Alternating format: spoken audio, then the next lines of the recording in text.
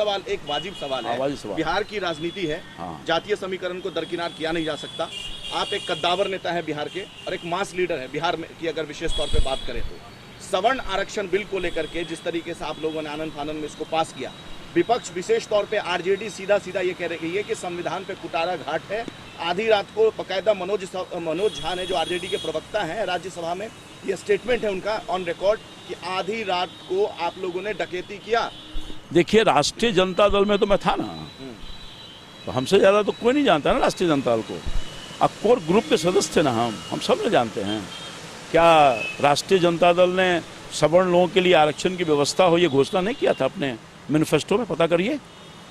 अरे इनके पास कोई मुद्दा ही नहीं है। पिछली दफा लग गया chance, Bharatiya Janata party NDA आरक्षण समाप्त करेगी, आरक्षण समाप्त करेगी, आरक्षण समाप्त करेगी। पिछड़े वर्गों के लिए जो संवैधानिक दर्जा है, कोटा जो था नहीं, पिछड़े वर्गों के लिए संवैधानिक, जैसे शेड्यूल कास्ट के लिए आयोग है, पिछड़े वर्ग को भी आयोग हुआ, उसको संवैधानिक दर्जा मिला था, मिला कि नहीं मिला? ओबीसी का जो आयोग है पिछड़ा वर्ग लोगों के लिए, ये क्यों नहीं कांग्रेस पार्टी और इनके जो रामलीला मंडल के लोग हैं, क्यों नहीं उसमें देने का काम किया था? मैं तो उस समय मांग करता था, मैं डेलीगेशन में जाता था कांग्रेस पार्टी के प्रधानमंत्रियों के पास। अरे इच्छा शक्ति नहीं थी, मन में वो स्नेह नहीं था, वो प्यार नहीं था, वो कमिटमेंट नहीं था पिछड़ों के लिए। केवल इस्तेमाल किया दलितों को, पिछड़ों को, अति पिछड़ों को, आदिवासियों को, सत्ता का भोग करने का काम किया। अपने बन गए, अपने परिवार को बनाया, मगर जनता को वहीं हाशिए पर छोड़ने का काम किया हमारी सरकार। आरक्षण, अब बताइए, पता है कि नहीं कि मोदी जी पिछड़ा वर्ग के बेटा हैं? नहीं पता है? सबको पता है। तो पता है, आपको पता है, लोगों को पता नहीं ना है। ये झूठ की खेती करने वाले लोग हैं ना, दिग्भ्रमित करने वाले लोग हैं ना। कहा कि मोदी रहेंगे तो आरक्षण खत्म हो गया। आरक्षण, अरे एक इलेक्शन भूल से निकाल लिए, नहीं निकालिए राज्य का, अब कोई इनके झांसे में आने वाला है? अरे मोदी सबकी चिंता करता है, दलित का, पिछड़ा का, माइनॉरिटी का, अति पिछड़ा का, आदिवासियों का, गरीब लोगों का, चाहे वो किसी जाति धर्म का हो। 10% दिया उसको, आरक्षण देने का काम किया। तो रामकृपाल यादव ये बिहार के जनताओं को जा के बताएंगे पाटलिपुत्र सीट के अलावा दूसरे क्षेत्रों में? अरे आप एक बड़े नेता हैं। अरे सुनिए, हम क्या बताएंगे, जनता ही बता देगी।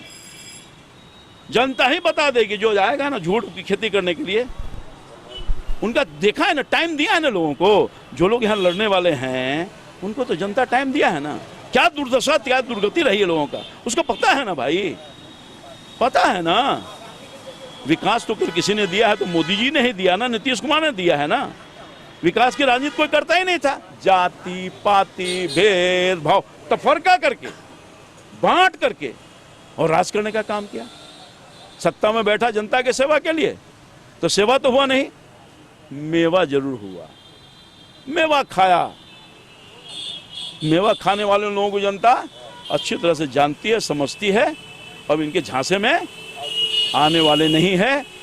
जनता एक मुश्त देश की शान बढ़ाया।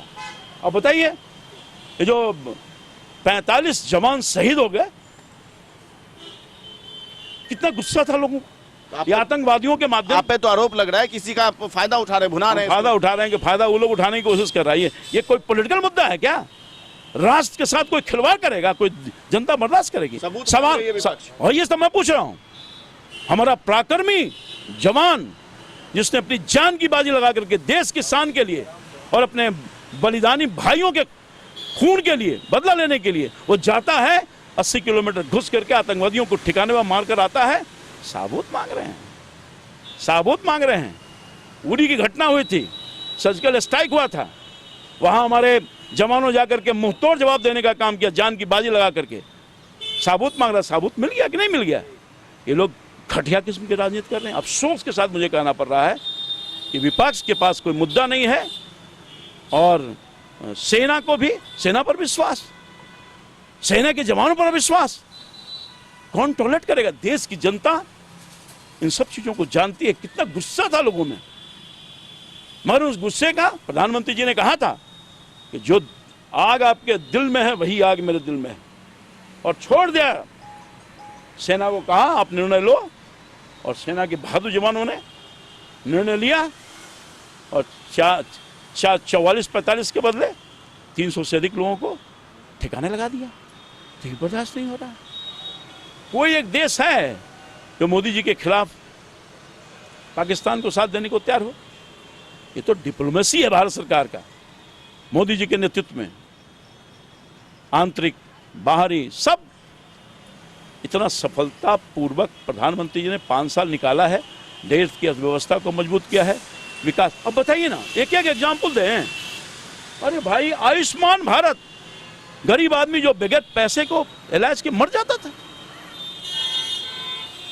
उसके लिए प्रधानमंत्री, इसके पहले प्रधानमंत्री थे, कहा नहीं सोचा कांग्रेस पार्टी का प्रधानमंत्री कि इस गरीब के लिए क्या होगा? ये तो दिल में दर्द वही ना होता है जो गरीब का बेटा है, चाय बेचने वाला का बेटा, इसकी माँ बर्तन साफ करती थी, वही बेटा ना आकर के और निर्णय लिया कि गरीब को भी हम मरने नहीं देंगे बिना पैसे के अभाव में, और 5 लाख रुपए तक की राशि का उपबंध किया। अब जाइए पता करिए कि किसका इसका इम्पैक्ट पड़ रहा है। 50 करोड़ लोगों को मिलने वाला है, 10 करोड़ परिवार, 50 करोड़ लोगों को। मेरे क्षेत्र में अनेकों लोगों ने लाभ उठाने का काम किया है।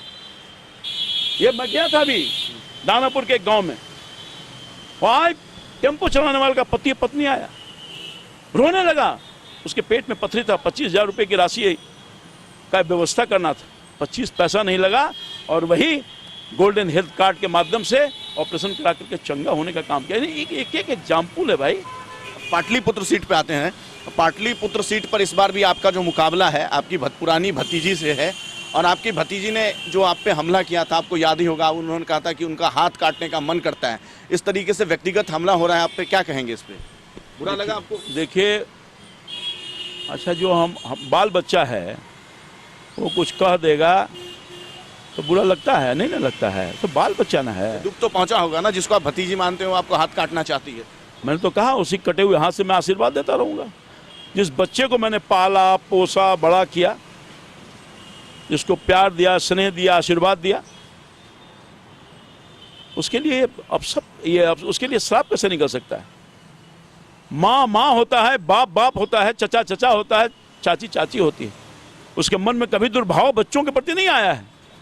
और मैं वही चाचा हूं जो मरता भी रहूंगा तो अपने भतीजी के लिए, अपने बच्चों के लिए वही आशीर्वाद मिलता रहेगा जो एक बाप और चाचा देता रहा है। लेकिन चुनाव राजनीतिक फील्ड अलग है, वो तो जनता सब समझती है, जनता इसका जवाब देगी।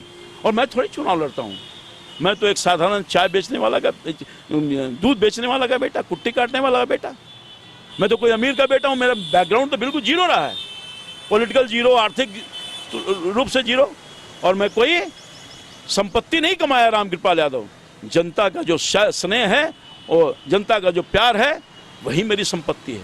ये संपत्ति मेरे साथ कल भी था, आज भी है और आज भी रहेगा।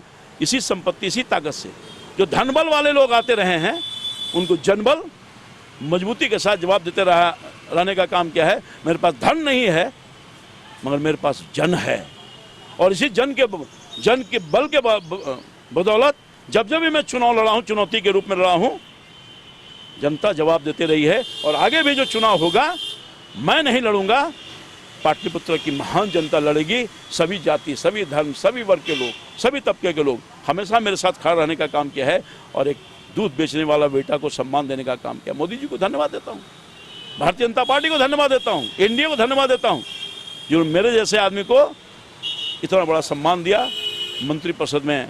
इससे मेरा ही सम्मान थोड़ा है, वो तमाम लोगों का सम्मान है जो बिहार के हैं, देश के हैं, उन लोगों को, सब लोगों को सम्मान है। हमारे लोग हैं, उन सब लोगों का सीना चौड़ा हुआ। यही कांग्रेस पार्टी था, एक्सप्लॉइट करता था। भारतीय जनता पार्टी के भी सबको सम्मान दिया। आप देख लीजिए, सभी जाति, सभी धर्म को समान रूप से सम्मान देने का काम किया, अपने कैबिनेट का मेंबर बनाने का काम किया। है किसी के दिल में ये ताकत, भावना था कांग्रेस पार्टी के रिजीम में? आप देख लीजिए लिस्ट उठा करके, हम लोग का समाज का तो कोई प्रतिनिधि नहीं था। तो ये काम किया है मोदी जी ने। कोई हमारा अप्रोच था? अप्रोच तो था नहीं। तो मन, आरजेडी का दावा है कि जो यादव, विशेष तौर पे यादव वोट बैंक है या ओबीसी का वोट बैंक है, वो सबसे ज्यादा सबक सिखाएगी भाजपा और एनडीए के गठबंधन को। हम लोग क्या हैं? हम लोग नहीं। आप जीत जाएंगे ना? नहीं, पूरा बिहार, पूरा देश मोदी जी के काम पर, जाति पाति और धर्म पर इस बार वोट नहीं होने वाला है। देश की मान और सम्मान बढ़ाने वाला, देश के आम गरीब लोगों को विकास करने वाला, जो सबको एक साथ रोड, पुल, पुलिया, बिजली, पानी, शौचालय, गैस का जनधन योजना, बाप रे बाप, अद्भुत कर्तव्य हुआ है।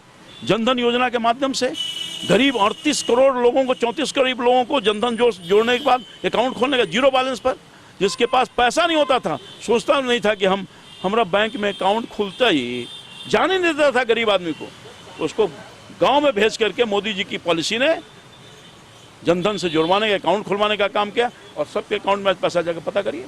क्योंकि जितना बेनिफिशियरी है, जो पहले दलाली और बिचौलिए के माध्यम से उनका पैसा ले लिया था, अब दलाल और बिचौलिया खत्म हो गए।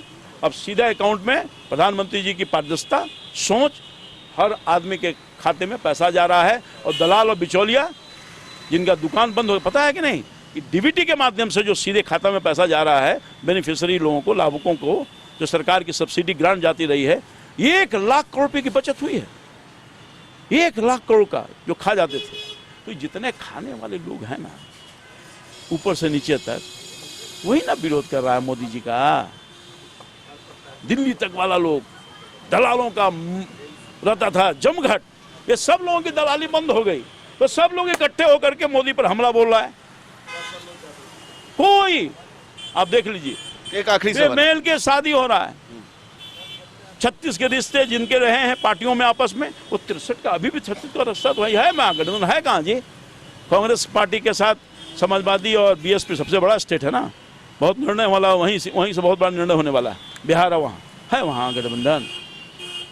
ममता दीदी प्रधानमंत्री की उम्मीदवार, 6-7 को तो उम्मीदवार है, हर सप्ताह में एक प्रधानमंत्री बनाना पड़ेगा, चलेगा? कमजोर सरकार। ये जो निर्णय लिया है मोदी जी ने, राष्ट्र के 130 करोड़ जनता के ताकत पर निर्णय होता है ना, मजबूर सरकार नहीं है, मजबूर सरकार थी।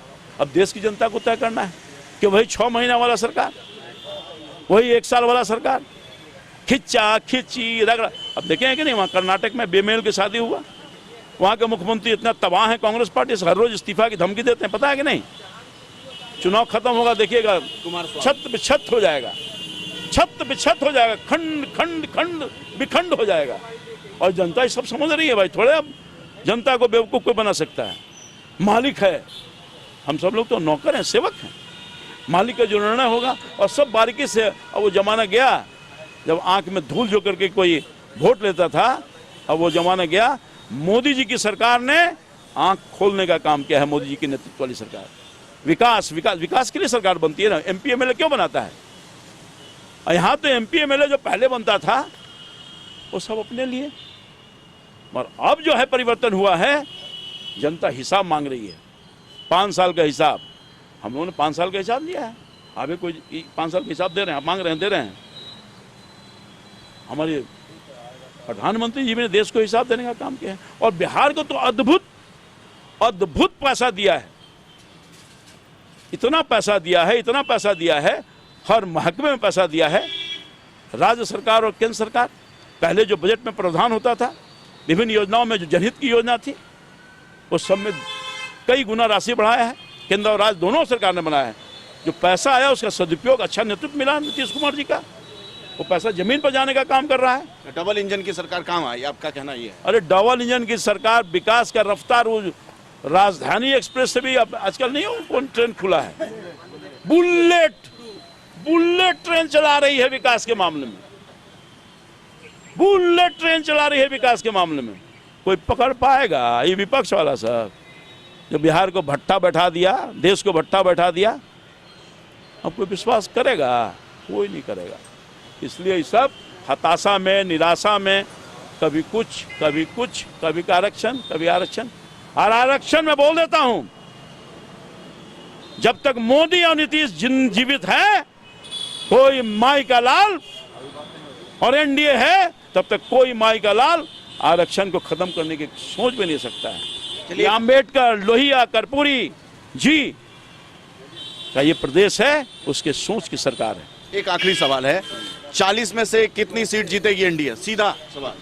अरे कल ही ना दिया है सर्वे, हमारा सर्वे था। आपका अपना अरे 40 में 40, और देश के नारा लग रहा है क्लीन स्वीप। अरे नारा लग रहा है।